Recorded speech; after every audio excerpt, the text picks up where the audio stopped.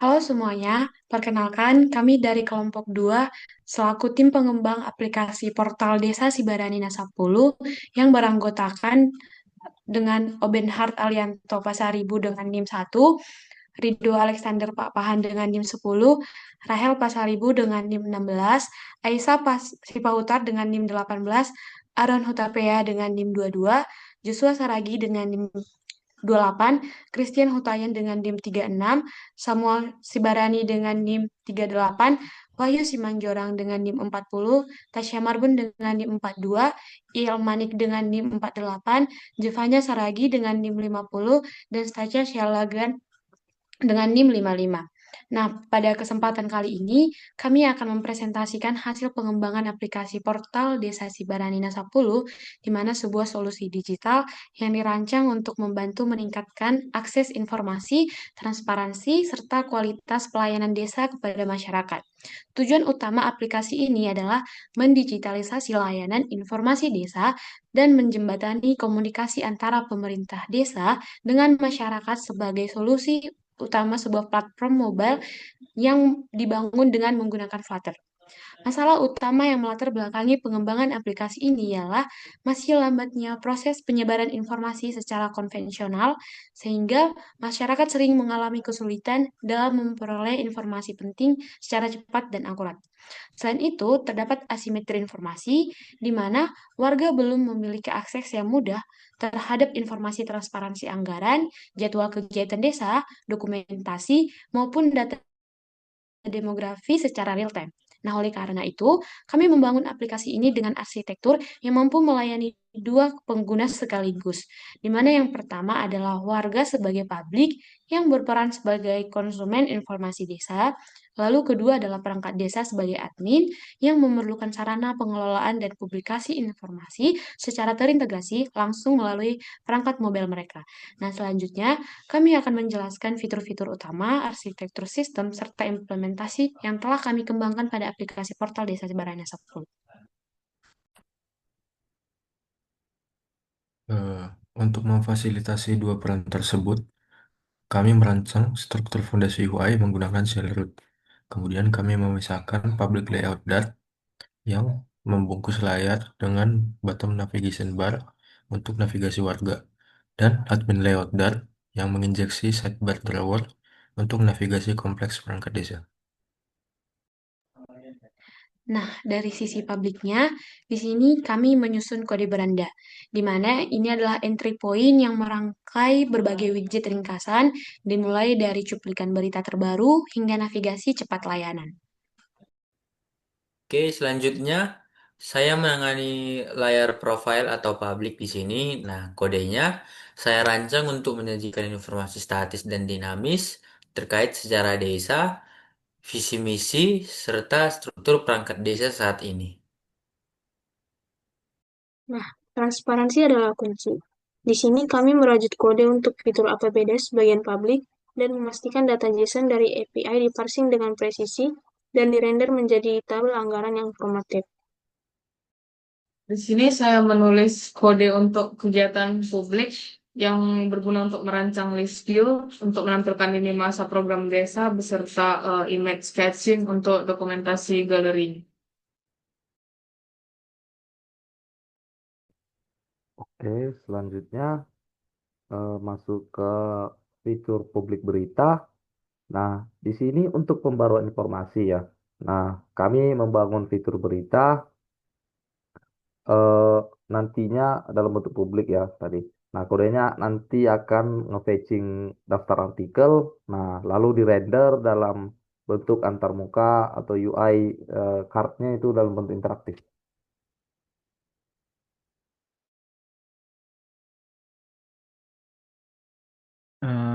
Saya bertanggung jawab penuh atas modul IDM atau kita sebut Indeks Desa Membangun. Kode ini mencakup sisi admin untuk pengolah data dan sisi publik untuk menampilkan matriks desa. Sama halnya dengan IDM, saya mengelola kode infografis di kedua sisi, mengonversi data demografi mentah menjadi representasi diagram menggunakan library chart.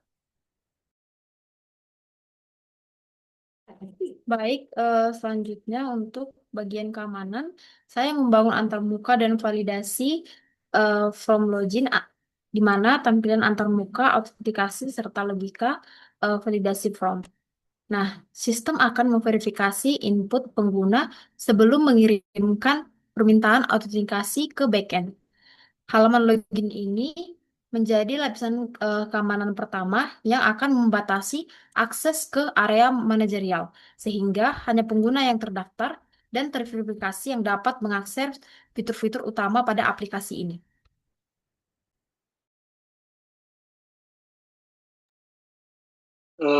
Pada bagian admin, saya menangani logic root untuk APBDS dan juga beritanya, dan juga berita admin. Di sini saya memastikan setiap form input tervalidasi sebelum melakukan post request ke server.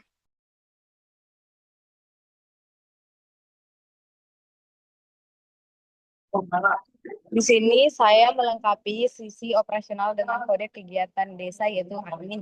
Nah, model ini mengelola state multipart atau form data untuk memastikan admin dapat mengunggah gambar langsung dari servernya.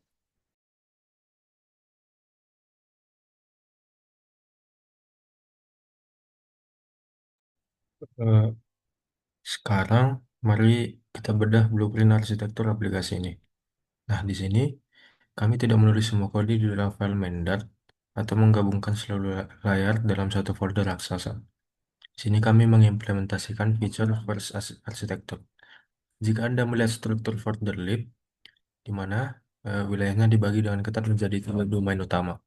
Yang pertama, core, yang menampung infrastruktur fundamental, lintas fitur seperti konfigurasi router ke router, kemudian tim aplikasi, dan kelas abstrak jaringan. Yang kedua, ada shared, yang berisi komponen UI universal yang di-reuse di banyak tempat. Yang ketiga dan yang paling krusial adalah features, di mana di sini kami memecah aplikasi menjadi modul-modul independen yang terisolasi seolah-olah mereka adalah aplikasi kecil yang berdiri sendiri. Lalu selanjutnya, bagaimana dengan flow data-nya? Di sini kami telah menerapkan prinsip separation of concerns, yaitu jika Anda membuka folder fitur data ini, Anda akan melihat kami memisahkan screens, providers, dan model. Nah, aliran eksekusinya bersifat unidirectional, yaitu atau searah. Nah, aliran flow-nya itu mengikuti dari pertama itu UI atau widget, lalu dia ke provider yaitu logic, lalu dia ke repository, dari repository dia menuju ke API client. Nah, dari API client dia menuju server. Kami secara sadar memisahkan networking state dan out. Nah, layer UI itu bodoh. Layer UI itu bodoh, jadi dia tidak pernah memanggil HTTP request secara langsung. Metode di dalam provider. Nah, provider lah yang mengolah status loading, sukses, dan error. Lalu meminta repository untuk mengembalikan data dari server. Kenapa kami tidak menggunakan set state bawaan Flutter? Karena set state menggabungkan logika bisnis dengan tampilan dan meribut seluruh widget tree secara paksa yang memakan banyak memori. Nah, kami menggunakan Riverpod. Nah, di Riverpod ini sebagai state management kami, dengan Riverpod state hidup di luar UI, sehingga UI hanya bertindak sebagai pengamat atau listener. Nah, saat variabel di memori berubah, hanya widget kecil yang benar-benar membutuhkan data tersebut yang akan digambar ulang secara reaktif dan efisien. Nah, aplikasi ini berbasis data dinamis, yang berarti interaksi dengan server adalah urat nadinya. Oleh karena itu, prinsip async await adalah tulang punggung dari aplikasi ini. Kemudian bahasa Dart berjalan pada single thread, dan jika kami melakukan pengambilan data API secara sinkron, maka seluruh antarmuka aplikasinya akan membeku selama bermenit-menit menunggu respon dari server. Lalu dengan mengembalikan nilai berupa future dan menandai fungsinya dengan async, kami memerintahkan Dart untuk menjalankan operasi jaringan ini secara non-blocking di latar belakang. Sementara data berjalan di udara, maka antrean UI tetap bebas. Ini memungkinkan kami untuk menampilkan animasi shimmer loading sehingga aplikasinya tetap terasa responsif.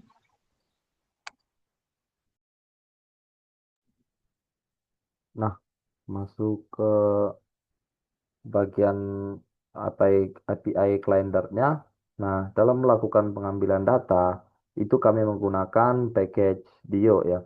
Nah, aplikasinya nanti mengambil data melalui metode get atau post yang kami panggil di dalam kelas repositorinya. Nah, lalu bagaimana aplikasi menangani error seperti server mati, timeout, atau pengguna tidak memiliki kuota internet? Nah, kami membungkus setiap pemanggilan asinkron ini dengan blok try catch.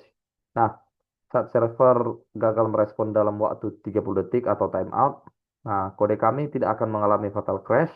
Nah, dia sebaliknya, ia akan melempar video exception, di mana lapisan state kami akan menangkapnya, mengubah status menjadi error, dan antarmuka akan memunculkan snack bar ya. Snack bar elegan, nah, berisi pesan seperti koneksi terputus atau periksa jaringan Anda kembali. Begitu. Baik, selanjutnya untuk keamanan sistem bagian admin. Nah, di sini kami mengimplementasikan JWT atau JSON Web Token Bearer Authentication. Flow loginnya itu berjalan seperti ini. Jadi admin memasukkan username dan kata sandi, maka UI akan mengirim ke API. Server juga akan memvalidasi dan dan menyimpannya secara aman dan melampirkannya kembali di setiap komunikasi yang membutuhkan hak akses dari adminnya sendiri. Nah, untuk penyimpanan tokennya itu adalah area paling sensitif. Jadi, kami menolak penggunaan yang namanya shared preference biasa karena paket tersebut menyimpan data dalam format XML, teks telanjang atau plain text. Sebagai gantinya, kami menggunakan yang namanya paket Flutter Secure Storage. Nah, ini tuh adalah implementasi keamanan level US di perangkat Android.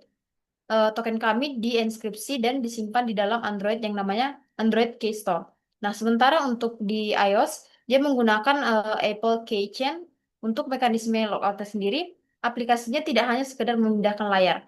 Nah, saat tombol ditekan, kode mengeksekusi secure storage dan delete menghancurkan state memori lokal dan menghapus yang namanya kredensial secara permanen sebelum Go router menendang admin keluar dari sisi tersebut. Nah, selanjutnya pada bagian API client lagi. Nah, mari kita bedah kode aplikasinya.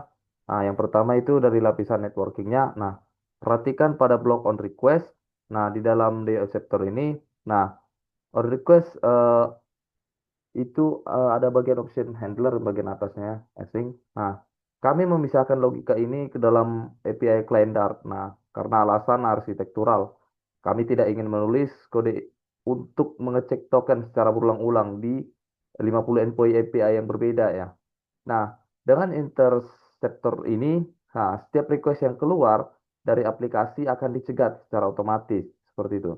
Nah, lalu akan ditambahkan authorization header-nya jika token tersedia. Nah, lalu diteruskan ke server.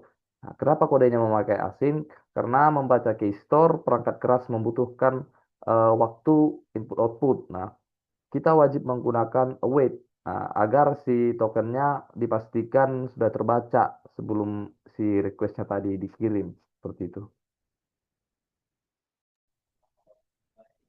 Nah, lalu yang kedua itu dari sisi antarmukanya atau UI-nya.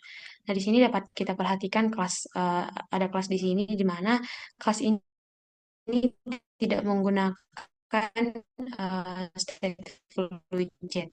Namun dapat kita lihat di kode kelas berita screen extend consumer widget. Jadi kami menggunakan itu sebagai gantinya di mana kami mewarisi consumer widget milik si Riverpod. Di mana berita state sama dengan ref watch berita provider, di mana di situ UI bertindak murni sebagai pengamat atau observer dan tipe data dari state ini adalah asynchronous value, di mana itu adalah secara bawaan atau built-in Lalu sudah memiliki tiga kondisi. Lalu nanti di dalam builder kami ini, kami hanya perlu memanggil si .when, di mana itu jika datanya loading, nanti ditampilkanlah circular progress-nya. Nah, lalu jika error, ditampilkanlah ikon peringatan. Nah, kemudian jika datanya itu ada, di render daftarnya, nanti tidak ada lagi penulisan logika if else atau is loading. Nah, itu secara manual di UI-nya. Ketiga, di lapisan authentication state, perhatikan kode berikut,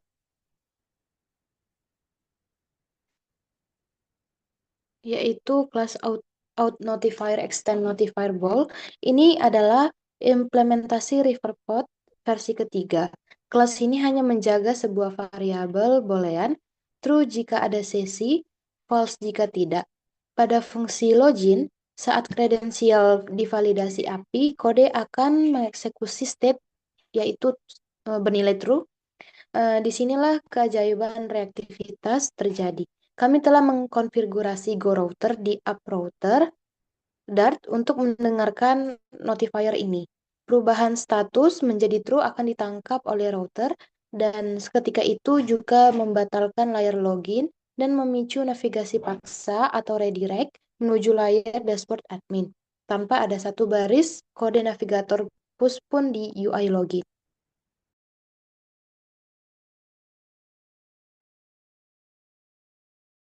Nah, jadi dalam rekayasa perangkat lunak selalu ada yang namanya trade-off. Nah, kelemahan sistem kami saat ini dapat terlihat jelas pada lapisan repositori ini. Nah, karena semua metode secara absolut bergantung pada API client dan get, ketersediaan aplikasi ini bergantung 100% pada uptime server dan konektivitas internet pengguna. Jika desa mengalami pemadaman sinyal atau blank spot, aplikasi ini tidak dapat memuat data terbaru karena tidak ada data yang disimpan di cadangan memorinya.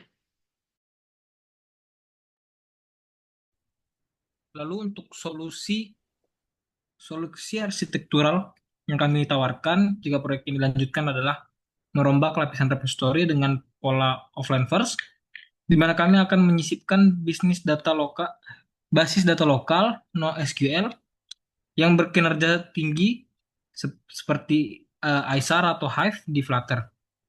Nantinya aplikasi akan membaca dari database lokal terlebih dahulu untuk kecepatan render UI sambil melakukan sinkronisasi background ke server API. Namun di luar keterbatasan tersebut, kekuatan utama dari code base ini adalah modularitas yang terukur atau scalability-nya dan juga standar keamanan ketat. Pemisahan logika UI dan bisnis logic yang mutlak memastikan aplikasi ini siap dikolaborasikan oleh puluhan developer sekaligus tanpa menimbulkan konflik kode yang parah.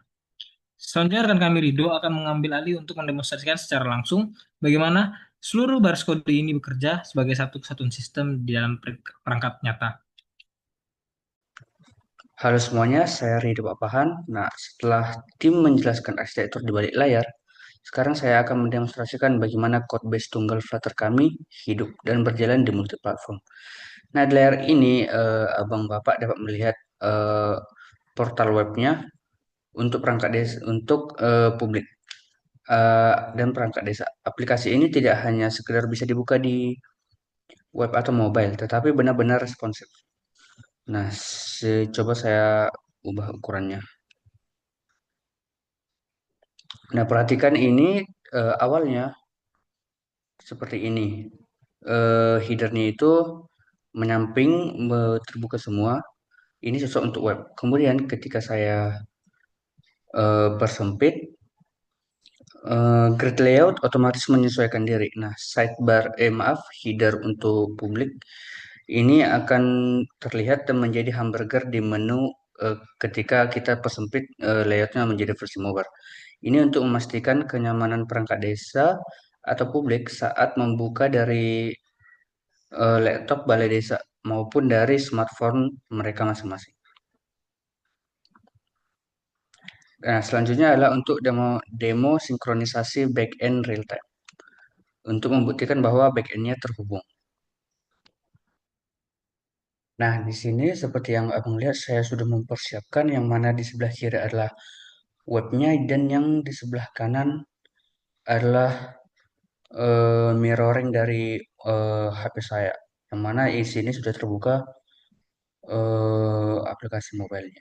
Nah, di sini saya akan coba masuk ke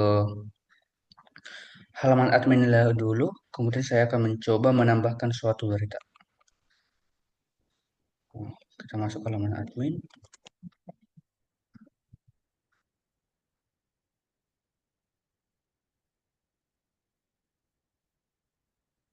Nah, di sini kita sudah masuk ke halaman admin. Saya akan mencoba menambahkan sebuah berita, tambah berita. Judul misalkan hmm, gotong royong area sekitar gereja. Isi berita, deskripsinya juga sama. Ini statusnya publish. Kemudian kita pilih gambar. Kita coba gambar ini saja. Oke, kemudian kita simpan. Nah, seperti yang abang lihat di sini sudah tertambah nomor 1 judul berita gotong royong tanggal publish tanggal 7 bulan 6. Kemudian kita lihat di samping, maaf, di halaman mobile kita coba lihat berita.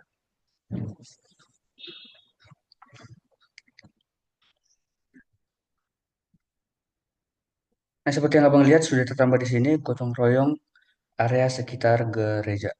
Yang mana tadi kita menambahkannya di website admin dan dia langsung tertambah di publiknya mobile. Coba kita hapus di website admin. Hapus. Nah, di website admin sudah terhapus. Kemudian kita coba refresh di mobile.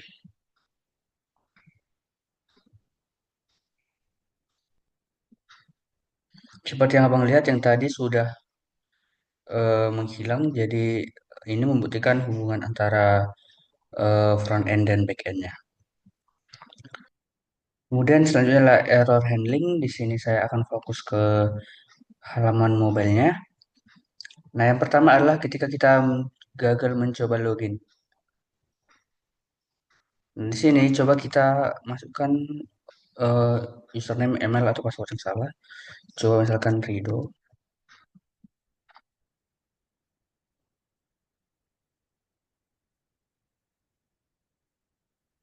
Passwordnya juga sama. Kemudian email, saya pilih saja salah satu. Kemudian saya coba masuk. Seperti yang abang lihat, dapat pesan username, email atau password salah. Nah, kondisi selanjutnya adalah kondisi ketika koneksi terputus atau ke API, hubungan API-nya terputus. Di sini saya akan coba mematikan WiFi saya. Nah, kemudian saya akan coba membuka salah satu halaman, contohnya halaman kegiatan. Dari sini, seperti yang abang lihat, ada pesan koneksi terputus, periksa jaringan Anda. Nah, coba saya hubungkan WiFi-nya lagi. Nah, di sini saya tekan coba lagi.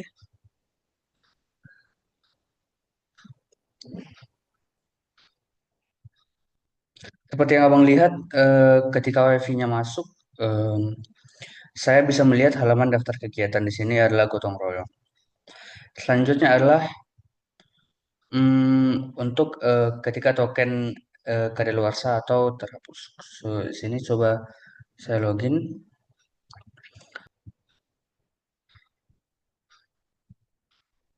Kemudian saya coba login.